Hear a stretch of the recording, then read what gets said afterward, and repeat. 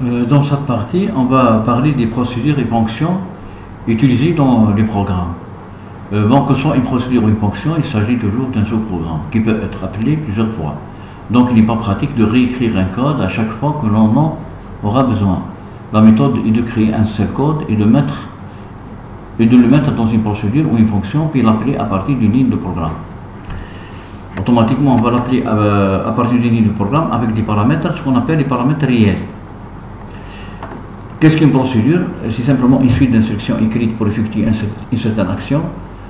On peut avoir une procédure qui lit des éléments d'un tableau, une autre qui les affiche, une autre qui dessine des figures géométriques, etc. Reste à savoir qu'une procédure, pour qu'elle soit générale, doit fonctionner selon des paramètres qui vont se changer à chaque appel. Qu'est-ce qui est maintenant une fonction? La fonction est similaire à la procédure. La différence est que la fonction fait retourner un seul résultat, ayant le même type que la fonction, car c'est elle qui va le contenir. Les appels de procédure de fonction, que ce soit une procédure ou une fonction, elle peut avoir ses propres paramètres ou arguments appelés des paramètres formels. Et quand on fait appel à cette procédure ou à cette fonction, on doit spécifier ce qu'on appelle les paramètres réels, c'est-à-dire les arguments qui vont remplacer ceux formels pendant l'exécution. Une procédure est appelée depuis le programme principal ou depuis une autre procédure par son nom et ses paramètres réels. La différence est que la procédure peut être utilisée comme s'il s'agit d'une ligne de code. La fonction doit être affectée à une variable de même type. Exemple, les appels de procédure. Ici le programme principal, on a plusieurs instructions. On va appeler la procédure 1 avec paramètre 1, paramètre 2. Donc on va utiliser la procédure 1 avec le paramètre. Les paramètres, c'est des paramètres formels. Param 1, param 2, c'est des paramètres réels. AB, c'est des paramètres formels. Float AB, c'est-à-dire AB, c'est des nombres réels. Lorsqu'on fait appel à la procédure 1, A et B sont remplacés par param 1 et param 2, et puis exécuter le code. On va appeler la procédure 2 avec param 2, param 3. Donc on va exécuter la procédure 2, etc. etc. C'est la même façon. Dans la figure précédente, vous avez certainement remarqué qu'un appel procédural a été évoqué comme s'il s'agissait d'une instruction insérée dans le code du programme principal.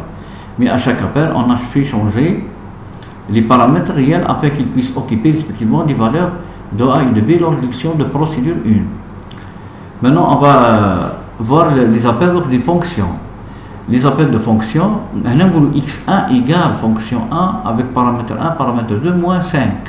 Donc la fonction 1 avec paramètre 1, paramètre 2, on va faire un appel de fonction. On va remplacer A par paramètre 1, B par paramètre 2. On dit le fonc 1 égale A plus B, donc param 1 plus param 2, moins 5. On va retourner la valeur de la fonction 1, x1. C'est la même chose pour param 2 et pour la fonction 1. Donc dans la figure précédente, vous avez certainement remarqué qu'un appel de fonction a été évoqué de la valeur retournée, et la valeur retournée par celle-ci est stockée dans une variable de même type, float. Mais au premier appel, on a fait changer de paramètres réels afin qu'ils puissent occuper respectivement les valeurs de A et de B lors de l'exécution des fonctions 1. Au second appel, la fonction ne possède qu'un seul paramètre, elle est donc appelée par un seul. La programmation des fonctions en Fortran. Le Fortran utilise lui aussi la notion de procédure qu'il appelle subroutine, ainsi que la notion de fonction appelée function. La syntaxe de la déclaration des fonctions, type fonction, function, nom de la fonction avec les différents arguments, entre parenthèses, ou arg1, arg2, etc. sont des paramètres formels. Nom f est le nom de la fonction de type, et le type f, son type. Pour appeler cette fonction dans un programme principal, on utilise la syntaxe suivante. Nom f par 1, virgule par 2, c'est les paramètres réels. Ici, arg1, arg2, c'est les paramètres formels. Donc, ce sont les paramètres réels ou les paramètres effectifs. Les sous-programmes définis par l'instruction function permettent d'écrire des séquences d'instructions différentes de celles du programme principal. Par exemple, la structure générale est type f, function, nom f, arg1, arg2, les déclarations, instructions exécutables, puis le 1. La dernière instruction exécutable doit être return. Elle transmet le résultat de la fonction au programme appelant, qui lui a fait appel. Exemple, la fonction suivante calcule le produit du m premier nombre entier integer, function produit m, p égale 1, d'où va n égale 2,m. On va faire une itération, c'est-à-dire une boucle qui va à chaque fois elle fait la multiplication, le 1 par le 2 par le 3, etc. Ce qui donne en mathématiques, on appelle le factoriel d'un nombre, c'est le factoriel. La syntaxe pour déclarer une subroutine ou procédure la suivante: subroutine, nom du subroutine, virgule arg1, arg2 jusqu'à argn, nom sub est le nom de la subroutine, alors que arg1, arg2 sont les paramètres formels. Ici, les paramètres sont facultatifs, contrairement à une fonction qui nécessite au moins un argument.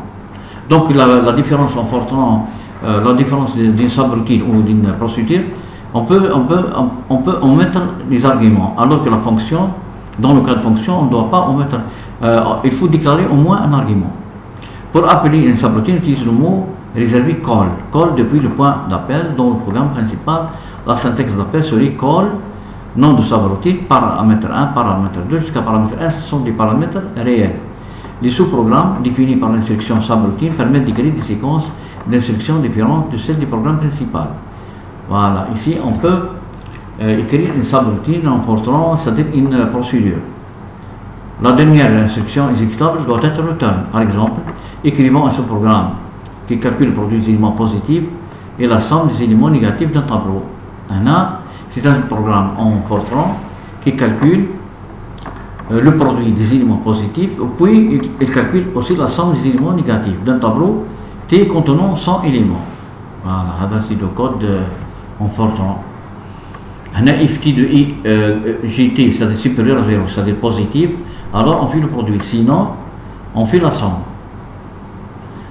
Mais on doit a priori initialiser le P par 1 et le S par 0.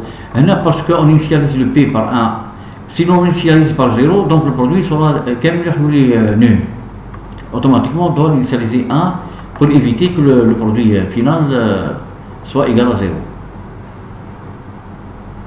La conclusion: les projets actuels, toutes sortes, font appel à cet outil puissant de calcul qui est l'ordinateur pour effectuer un travail souvent long et pesant.